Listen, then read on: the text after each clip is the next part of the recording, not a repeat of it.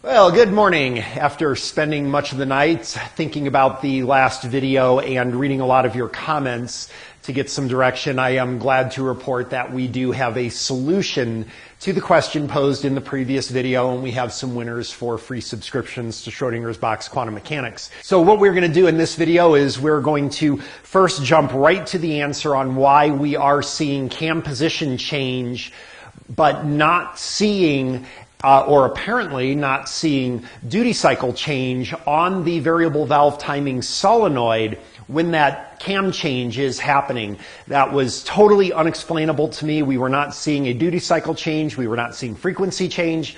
And yet the cam is actually moving, or at least we think it is. There were a lot of, there's some smart sons of bitches out there, by the way. But there were a lot of people that had some really good ideas that were not the correct answer, but we are going to cover those too, just for the education value of it, and also to kind of appease those people that are thinking, well, you didn't really disprove my thing. I also was thinking the wrong things too. I actually immediately dismissed the correct answer, which is the pulse width actually is changing. We just don't see it on the scope because it just changes when you are moving the solenoid. And as a matter of fact, you don't even see it on really sensitive scope settings. It is actually necessary to do a math channel in order to see it. And it is very clear that we are getting changes in the solenoid activity, but we just don't see it with the traditional way I was looking at the scope. So congratulations to you guys that got that right. As far as the winner for the subscription to Schrodinger's box quantum mechanics, much to everybody's surprise, it's not who you think. It is actually a long-time viewer, Tilt Saul. His English is not his first language.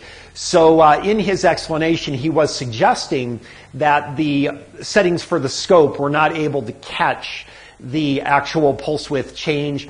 I actually was a little bit dismissive of it and saying, well, look, I'm at 10 millisecond time frame, and you can clearly see there is no change. But I was incorrect. Tilt was the first one to point out that was what was happening. And so technically, he is the first. Now, the first person to actually give explanation of the issue, that was Simon Parkinson, actually just beating out Dennis Rislenbach. How is his name pronounced?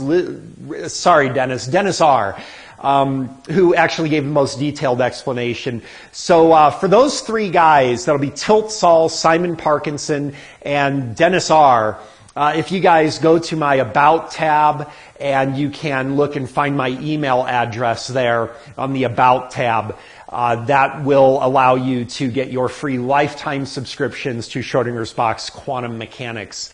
Also, I want to give a bonus prize to the best answer that was given, even though it was certainly incorrect, and that would be Chuck Sneed, who wrote in the comments to ask Scotty Kilmer because he has over 40 years, I can't even say it straight, because he has over 40 years experience as a mechanic. So that actually literally made me laugh out loud. I seldom laugh out loud on my own by myself, but that was funny. So Chuck, go ahead and also go to the About tab, find my email address. You guys send me your email addresses. I will get you some free subscriptions to Schrodinger's box quantum mechanics. All right, now that out of the way, let's show the actual data for what is happening with this solenoid, and then we're going to cover some of the most common theories that turned out to be incorrect, but they were really, really good theories, and we're going to also show evidence on why those are actually not correct. So let's go ahead over to the car here. You will notice I have my picoscope set up. Over on the Schrodinger's box quantum mechanics, as we were talking about variable valve timing basics and how to diagnose these things, I was saying how really useful it is to have a scope for variable valve timing diagnostics. More and more and more, and I even showed other examples in the video where without a scope, you cannot do certain things. Well, here's one where without a picoscope, We can't answer this question. Oh, one more person to thank very much, and that is our longtime friend Stuzzman, the retired electrical engineer, where I learned a lot of my electrical from, actually. So Stuzzman, Terry, as I know him, was actually the one who suggested the math channel parameters for the picoscope that is going to allow us to show conclusively what is going on here. So Terry, as always, thank you. You are amazing, dude. What a smart guy. Let's go over and set up our picoscope and let's find the evidence for the answer, and then we'll look at some other things. All right, so what we've got here is, of course, our voltage on the bottom here. Again, 0 volts. We aren't commanding anything. And then what we've got up here is a math channel that our friend Terry suggested. This is actually the trick to discovering what's going on here. And we've got a little bit of noise on the signal here, so that's fine. But what the math channel is, this is particularly going to measure duty cycle. So right now it's just a bunch of chaff. But what we're going to do is I'm going to go ahead and increase our cam angle, and we'll see our activity starts here. Now you see we've got our duty cycle.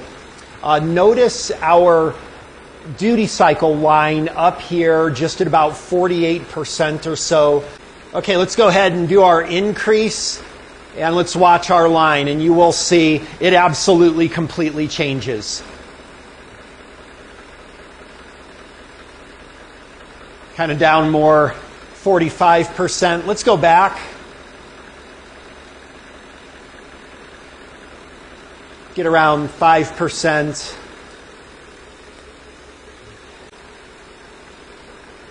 You see, we absolutely do get change in duty cycle. Notice that down here, though, you're not going to be able to see it. Although some very sharp-eyed viewers did notice that as I changed the cam angle, we did get change here, but I just missed it. I wasn't able to see it. Pretty subtle. So obviously, we know now why I wasn't able to detect apparently a duty cycle or frequency change. It is actually there. All right, well, that out of the way, I will be able to finally get this vehicle fixed over on the other channel now. But what I did want to do is point out some of the really good theories that some people had, and also they were pretty much congruent with my theories as well. I really did think that one of the issues is that this car does have, we diagnosed in the previous video, bad phasers, bad cam phasers. And one of the things that I was thinking is that maybe we're not actually getting the change in the camshaft position, at least according to what the scan tool is showing. Now, as we know from the video where we learn the basics of variable valve timing and everything, that should be actual camshaft position change that we see on the scan tool. However, I was thinking maybe because of the variable valve timing problem, there is some kind of default issue.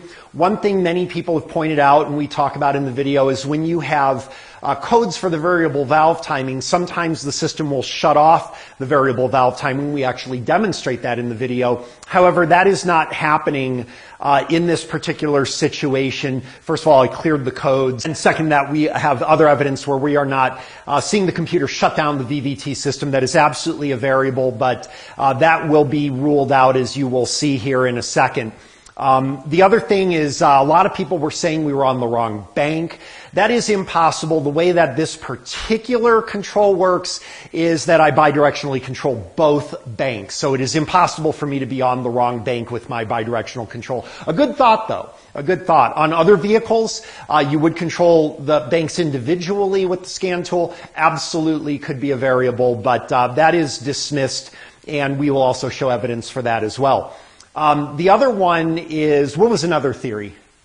There was another really good theory too. I'm trying to think. I think it was something along the lines, again, of substituted values, that because the computer is waiting for the response to get to the desired angle, and that is not happening because of the obvious issues here with phasers, that it's just holding that position, and as I'm trying to increase, it's just holding position waiting for that valve angle to change, and that is actually also not correct. The valve angle is changing. First of all, you can hear the change in the engine idle, and second of all, we are going to show some evidence of that. I thought of a trick that we can do where we can prove that we are actually getting cam change, angle change in the cam with that command from the scan tool. So let's go ahead and show some of these things so that we can kind of put those to rest.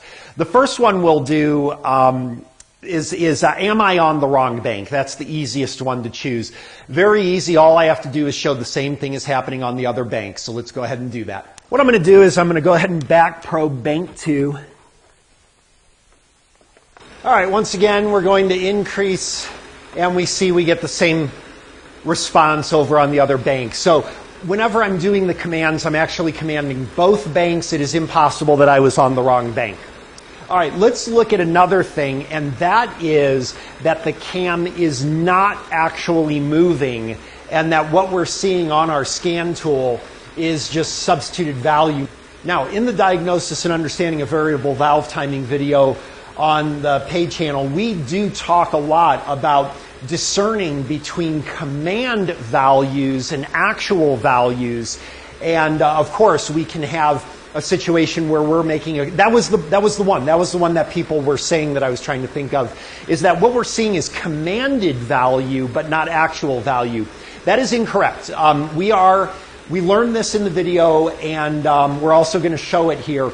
This is actual cam advance as measured by the camshaft position sensors. There are separate PIDs for the command value, and of course those are going to change regardless of the function of the system, but this is actual cam advance. How are we going to prove that? Well, it's a little tricky. Okay, see if you can follow along on this. The way that I would prove that the cam movement is actual is I would disconnect the solenoid, and then of course with the other solenoid connected we would be able to move our cam positions, and we would show that only the cam that is connected would show position change. Now there is an issue with that, and that is we also know from previous video, and as I mentioned before, when a fault is detected, particularly an electrical fault, the VVT system is going to shut down, and both banks are going to basically rest at idle position regardless of what the command is. As a matter of fact, you won't even be able to do the commands. The system will actually tell you that you can't do the commands. So how are we going to do this then? What I'm going to do is I'm going to take a light bulb and I'm going to feed it into the connector for the variable valve timing solenoid so that I can trick the computer to thinking the variable valve timing solenoid is connected, and it's going to be sending the commands to the light bulb. What we're going to see is only the bank that is truly connected is going to change position, but we will not get change in position on the scan tool from the bank that I bypassed, and that's going to be evidence that we are looking at the actual valve angle. If it was a substituted value, we would see a change in the valve angle on the bypassed side, but that would be impossible because the solenoid isn't connected. So I hope that makes sense. Let's go ahead and try it out. All right, so we are going to disconnect bank 1. I'm going to feed a light bulb in here to simulate that it is still connected to that solenoid, but it is not. So we are still connected over on bank 2, however, with our scope. And if we look on the scan tool, we actually won't need the picoscope for this one. But we're going to look on our scan tool. I'm just going to pull up some really basic PIDs, and we're going to prove our point here. All right, so this will be the actual timing advanced bank 1, actual timing advanced bank 2. Bank 2 is connected. Bank 1 here is not. We have it bypassed. What I'm going to do is I'm going to increase, and let me show you the light bulb here. When I increase the angle, we will send a command to the solenoid. We see that the light bulb has lit. So we know that commands are being sent to both of these solenoids. Let's look at our data. All right, how about that? We have actual cam advance on bank 2. You can see we have no advance on bank 1. Nothing has changed at all. And of course it can't because the solenoid is not connected. The other thing is we know the cams are changing because you won't be able to hear through the microphone. The microphone does a terrible job of detecting engine noise changes, but you can hear the engine laboring. You may be able to see some vibration increase on the screen. But look at our actual advance on 2. There is no advance on bank 1. There is no question about it. This is actual cam advance. There is no substituted value being put in there. All right, let's do one more thing to prove that. And this is another thing that we mention in the video. And that is we can manually test this solenoid. So with that solenoid disconnected, what I'm going to do is grab a power probe. And we are going to manually activate this solenoid. And because we're just going to put 12 volts right to it, this is going to open it up to its maximum value right away. This is almost guaranteed going to kill the engine because we're going to put probably 50 degrees of advance in like a tenth of a second. And it's going to almost certainly kill the engine. What we're going to do is we're going to look here in the highlighted area. We are going to see the actual cam advance is going to change without me doing any command here. The cam sensor is going to detect the actual cam position change. And there it goes. Oh, I didn't kill the engine quite, but was able to rescue it. But you saw that we changed the actual position. I'm hoping you heard the engine just about died there. Also, by the way, what does this tell us about our solenoid control, incidentally? But again, as we talk about in the video, that does not necessitate that the solenoid is working as it should. But it is conclusive evidence that there is functionality with the solenoid at least. All right, well, I'm not going to lie. That was actually kind of fun, even if it did set me back a little bit. I just serendipitously noticed that when we were looking at data on the other video, and it just goes to show how there's always something more to learn. I mean, who would have thought 4 years ago on this channel I would have even identified a discrepancy where you have no explanation for how a solenoid is clearly working, and you understand your pulse width modulation, you understand your duty cycles, you understand your frequency, and none of that is showing how can that be working. So, while I'm kind of proud of how far we've come along, it does go to show that there is always something more you don't know about, and thanks to you guys again for pointing that out. I will fully admit this is one I would have never figured out without your guys' help, so very grateful for you guys in that regard. So for you guys over on Schrodinger's Box Quantum Mechanics, we're going to get back to our variable valve timing diagnosis and understanding series and fix this car. And for the rest of you, hopefully you learned something, and if you had no idea what we're talking about in the least whatsoever, that's why you need to be a member over at Schrodinger's Box Quantum Mechanics. All right, guys, have a great day. I just did. We'll see you later.